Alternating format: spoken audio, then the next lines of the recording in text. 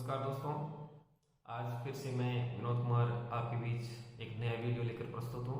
और आज का जो वीडियो हमारा है वह प्राचीन समय में अर्थात कह सकते हैं मध्यकाल में राजस्थान में जो लाल बाग अर्थात जो कर व्यवस्था थी उस कर व्यवस्था के संदर्भ में है कि किस प्रकार से कर लिए जाते थे और उनको किन किन नामों से जाना जाता था। मोटे तौर पर राजस्व जो वसूली थी, भू राजस्व वसूली थी, उसके अलावा जो जितने भी प्रकार के कर लिए जाते थे उन्हें लाल बाग के नाम से जाना जाता था।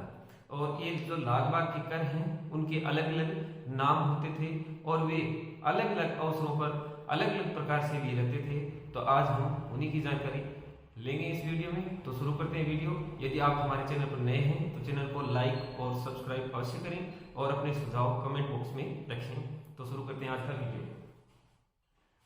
मध्यकालीन राजस्थान में जो लाल बाग थी उन्हें जो वर्तमान समय में हम टैक्स या कर के रूप में जानते हैं। और ये टैक्स या कर थे वो शासकों या सामंतों द्वारा नगद या अनाज के रूप में लिए जाते थे। ये जो कर थी वे भू राजस्व जो व्यवस्था थी, भू राजस्व की जो दर थी उस दर से अतिरिक्त होते थे। ये कर दो प्रकार के होते थे। लाल बाग संधि जितने भी कर थे ये दो प्रकार के होते। दो प्रकार के कौन कौन से थे लाल बाग संधि कर? इनकी बात करें तो एक तो थे नियमित जो लाल बाग के कर थे। नियमित करों में क्या होता था, निश्चित जो रकम थी, निश्चित राशि अमाउंट जो जिसको कह सकते हैं वह प्रतिवर्ष वसूली की जाती थी, जिसकी प्रतिवर्ष वसूली होती थी। ये होते थे नियमित लाल बाग के कर। इसके अतिरिक्त थे अनियमित। और ये जो अनियमित लाल बाग के कर थे, इन अनियमित लाल बाग के करों में जो अमाउंट था, रकम थी, वो उपज के आधार पर कम या अधिक हो सकती थी। इसका कोई आधार भी निश्चित नहीं था। आधार कैसे निश्चित नहीं था कि एक ही रियासत के जो अलग अलग परगने या गांव थे उन गांवों में एक ही दर नहीं थी, दरें अलग अलग थी, इसलिए इसका आधार भी अनिश्चित था। तो इसी प्रकार के लाल बाग के जो अलग अलग प्रकार के कर थे उन करों के अलग अलग नाम थे जो विभिन्न अवसरों पर अलग अलग नामों से लिए जाते थे। आज उन्हीं की जानकारी लेंगे। इसी प्रकार के करों में सबसे पहले शुरू करते हैं कोटड़ी खर्च लाभ। ये कोटड़ी खर्च लाभ क्या था? जो जागीरदार था उसका एक ठिकाना होता था और उस ठिकाने में जागीरदार का जो निवास स्थान था उसे कोटड़ी के नाम से जाना जाता था। इस ठिकाने की जो कोटड़ी थी उसके खर्चे को चलाने के लिए प्रत्येक परिवार से उस राजस्व गांव के या उस ठिकानेदार के अंतर्गत जितने गांव आते थे उनके प्रत्येक परिवार से 1 से 6 रुपए तक की कर की वसूली की जाती थी। इसे कोटड़ी लाभ के नाम से जाना जाता था। एक अन्य प्रकार का कर था जिसका नाम था उड़ी लाभ। उड़ी लाभ क्या करता कि जागीरदार जो है वो फसल निकालने के समय काश्तकार से प्रति मण कहते हैं 40 किलो, तो प्रति मण पर एक दर के रूप में बीज लेता था। यानी प्रति मण पर कितना लेता था? 10 सेर प्रति मण पर 10 सेर। ये जो सेर की एक इकाई किलो के लगभग बराबर थी। पूरा किलो तो नहीं कह सकते, किलो से थोड़ी सी कम थी, तो किलो के लगभग बराबर थी। तो प्रति मण पर वो 10 सेर अनाज अपनी काश्त के बीज के रूप में लेता था। अर्थात जब किसान अनाज निकालता उसके अनाज पर प्रति मण पर वो 10 सेर की दर से अपनी जो काश्त थी आगामी समय में जो बोएगा उसके बीज के रूप में लेता था। और जबकि किसान या काश्तकार अपनी फसल बोने के समय ये बीज बोहरों से लेता था। बोरे कौन थे? बोरा कहते हैं राजस्थानी भाषा में उधार देने वाले व्यक्ति को। इन बोरों से किसान उधार भी लिया करते थे और मैं सुदूर की वापस पूर्ति किया करते थे। अगला जो कर है या अगली जो लाभ है उसका नाम था कुंवर जी की घोड़ा लाभ। ये कुंवर जी की घोड़ा लाभ क्या थी? जब ठिकानेदार का या कोई भी जागीरदार का राजकुमार घुड़सवारी के जब योग्य होता तो उसे घुड़सवारी सीखने के लिए जो व्यय होता वो व्यय की पूर्ति करने के लिए प्रत्येक घर से 1 रुपए की दर से कर वसूली की जाती थी, जिसे कुंवर जी की घोड़ा लाभ के नाम से जाना जाता था। आगे बात करें तो आगे है कबूतरों का दान। ये भी एक प्रकार की लाभ थी। इसमें जो जागीरदार है वह क्या करता? कबूतरों को डालने के लिए, दाने डालने के लिए प्रत्येक जो काश्तकार था उससे 5 या 10 सेर अनाज कर के रूप में लेता था। जैसे उस समय अनाज को धान के रूप में आज भी जानते हैं, ग्रामीण अंचल में धान के रूप में जानते हैं। तो 5 से 10 सेर जो अनाज है वो लिया करता था। अगली जो लाभ देखें वो थी कुमार लाभ। और कुमार लाभ क्या थी? जो कुमार था वह कुमार बेगार के रूप में ठिकानेदारों या जागीरदारों के यहाँ पानी भरता था। बेगार किसको कहा गया? बेगार एक ऐसी व्यवस्था थी जिसमें काम के बदले वेतन की व्यवस्था नहीं होती थी। और इस व्यवस्था के अंतर्गत जो बेगारी प्रथा थी उसमें कुमार क्या करता था? बेगार के अंतर्गत जागीरदारों के ठिकाने का पानी भरता था और पानी भरने के बदले में जागीरदार ने उसके लिए व्यवस्था की थी। क्या व्यवस्था की थी? व्यवस्था ये की थी कि आप प्रत्येक काश्तकार से 5 या 10 शेर जो धान है वो आप लोगे, यानी काश्तकार को कुमार को 5 या 10 शेर धान है वो देना पड़ता था और इस व्यवस्था का नाम था कुम्हार लाल। अगली जो व्यवस्था थी कर की लालबाग की थी उसका नाम था कांसा परोसा।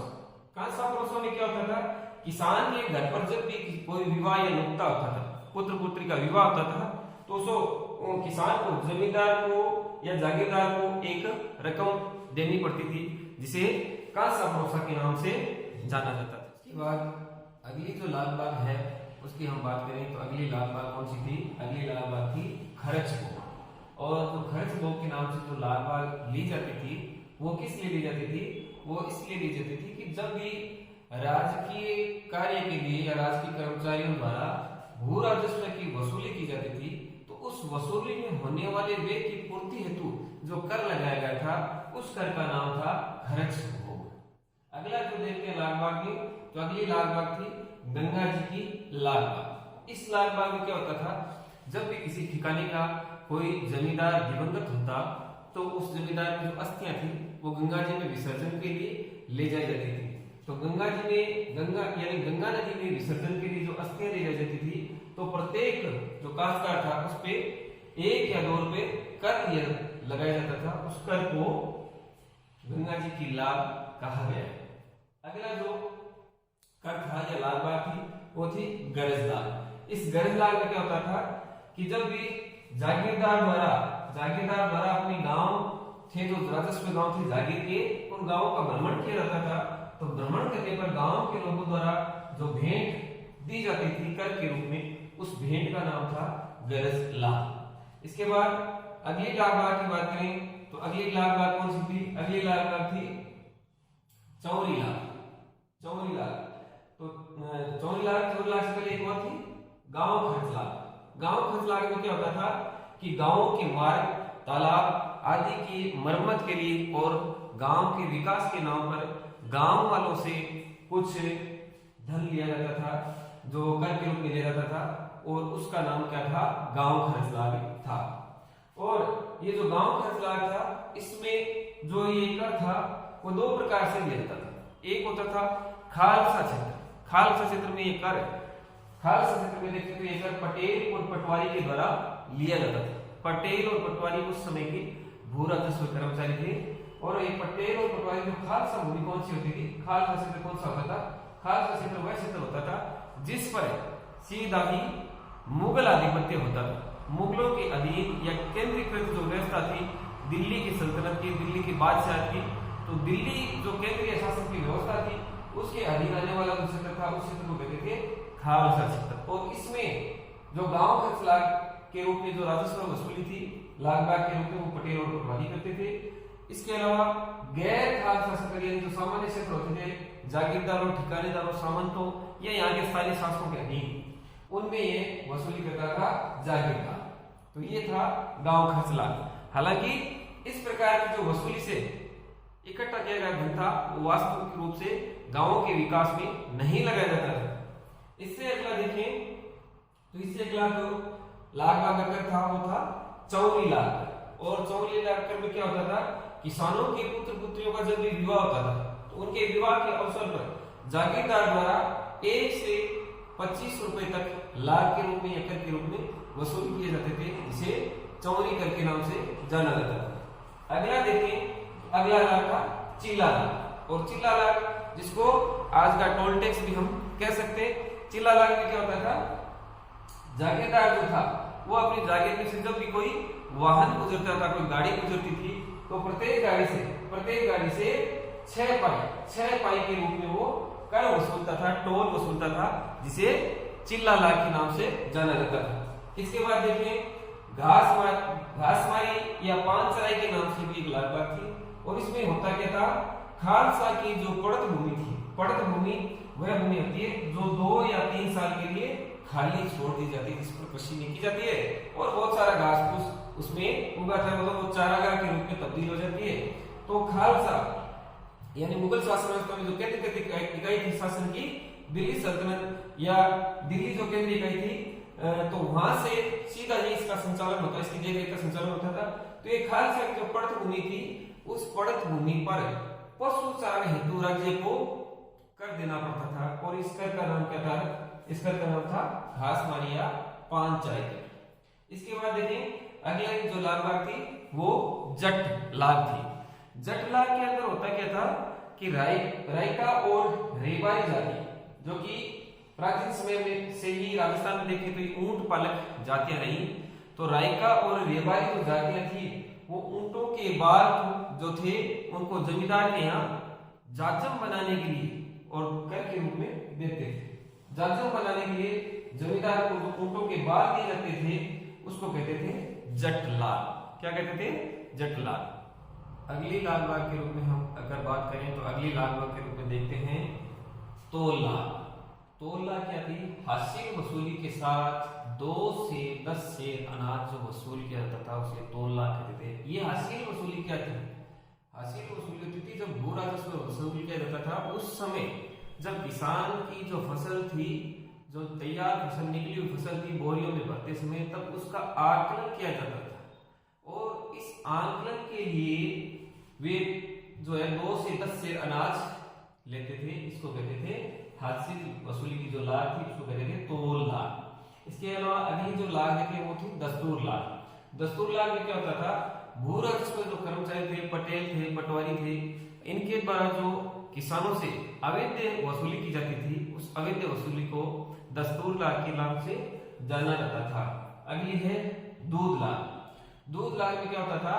जो किसान थे वे ठिकानेदार के यहाँ, ठिकानेदार के परिवार में जितने भी व्यक्ति हैं, प्रति व्यक्ति 1 किलो के हिसाब से बारी बारी से जो किसान थे वो ठिकानेदार के जमींदार जो जिसको कह सकते हैं जागीरदार के यहाँ दूध पहुंचाते थे और उसको कहते थे दूध लाग। अगली देखें तो अगली थी झुंपी झोपड़ा लाग। ये झुंपी झोपड़ा लाग क्या थी? ये एक प्रकार का गृह कर था जो प्रति घर 1 रुपए से लेकर 5 रुपए तक वार्षिक के रूप में देना होता था। इसे कहते थे गृह का लाग को कहते थे झुंपी या झोपड़ा लाग। अगला देखें तो अगला था नजराना। नजराने में क्या होता था? किसानों के द्वारा जागीरदार को भेंट दी जाती थी, उसे भी नजराना कहा जाता था और जागीरदार द्वारा राजा को जो भेंट दी जाती थी उसे भी नजराना ही कहा जाता था। फिर देखते हैं ये न्योता लाग। जब भी जागीरदार के यहाँ यानी जागीरदार के पुत्र पुत्रियों का विवाह होता तो वह किसानों से विवाह के समय न्योता लाग के रूप में कुछ कर वसूलता था, जिसे न्योता लाग कहते थे। अगला है पोस्ट कार्ड लाग। पोस्ट कार्ड लाग क्या थी? ठिकानों के डाक खर्च हेतु जो 2 से 6 रुपए तक वसूले जाते थे उसे कहते थे पोस्ट कार्ड लाग। फिर इसके बाद देखते हैं, इसके बाद थी फलावट लाग। फलावट लाग क्या है? हासिल को आंकने हेतु प्रति मन 5 से 10 से जो अनाज दिया जाता था उसे फलावट लाग के रूप में जाना जाता था। फिर है पंडित की लाग। पंडित की लाग क्या थी? शिक्षा के नाम पर यानी बच्चों की पढ़ाई के नाम पर एक कर लिया जाता है, उस कर को क्या कहते थे? पंडित की लाग। फिर अगला कर है बकरा लाग। बकरा लाग में क्या होता था कि जो किसान है वो प्रत्येक जो परिवार किसान यानी प्रत्येक जो घर है गांव राजस्व गांव का, वो क्या करता? जमींदार को 1 बकरा देता था। यदि किसी के पास बकरा नहीं होता देने के लिए तो वो परिवार क्या करता था?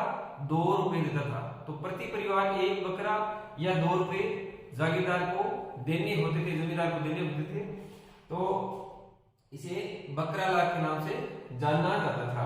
और बकरे का क्या होता है ये तो आप सबको पता ही है। इसके बाद अगली लाग थी मायरा लाग। मायरा लाग में क्या होता था? जब भी किसानों के यहाँ पुत्र पुत्रियों का विवाह होता था तो उनके यहाँ ननिहाल से जो लोग मायरा या भाग लेकर आते थे तो उनको एक निश्चित जो रकम थी वो जमींदार को देनी होती थी, जागीरदार को, उसको कहते थे मायरा लाग। अगली है राली लाग। राली लाग क्या थी कि प्रत्येक जो किसान है वह जो जागीरदार है उसके यहाँ एक राली या गद्दा अपनी तरफ से तैयार करके उसे देगा। इसे राली लाट के नाम से जाना जाता था। अगर वीडियो पसंद आया है तो आप लाइक और सब्सक्राइब करें। वीडियो देखने के लिए बहुत बहुत धन्यवाद।